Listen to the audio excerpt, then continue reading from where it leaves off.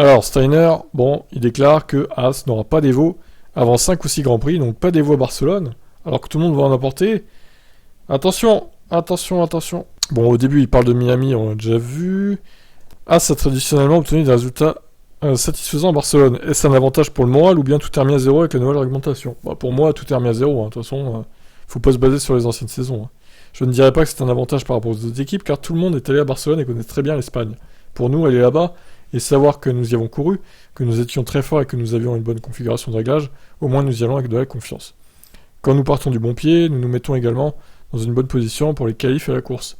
Alors espérons que ça se produira cette fois aussi. Beaucoup d'équipes apporteront des évos, comme de coutume à Barcelone. Par exemple, Aston Martin aura une nouvelle voiture, enfin, à moitié nouvelle. Et a priori, ça serait que pour Stroll, hein. Bon, peut-être qu'ils vont changer d'avis, que ce sera pour les deux. Par contre, chez As, pas d'Evo, avant 5 ou 6 Grands Prix. De quoi faire reculer l'équipe. Normalement, l'Espagne est l'endroit évident pour apporter des évolutions, et je pense que pas mal d'équipes les prévoient. Je ne sais pas quelle différence elles feront sur chaque voiture, et ce qu'elles apporteront. Nous avons décidé d'attendre un peu plus longtemps avec les améliorations, car je pense toujours que nous avons de la performance dans la voiture sans elle.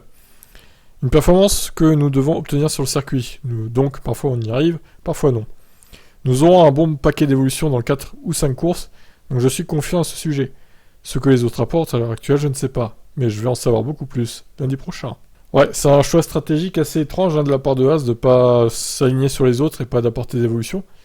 Sachant qu'ils ont une voiture correcte, là du coup pour moi ils vont partir pas au-dessus de 13 ou 14 minimum, enfin au mieux on va dire, au qualif du Grand Prix d'Espagne, hein. Et je les vois pas marquer des points du coup à cause de ça, hein. Ça va être vraiment compliqué pour eux. Bon, écoutez, on verra si ça paye ou pas, hein, sur l'ensemble de la saison. Là, ils ont déjà marqué des points importants. Mais bon, voilà, il faut pas s'arrêter là, il faut pas se reposer sur ses lauriers. Et il faut encore pousser, pousser, pousser. Je vous laisse commenter. Ciao.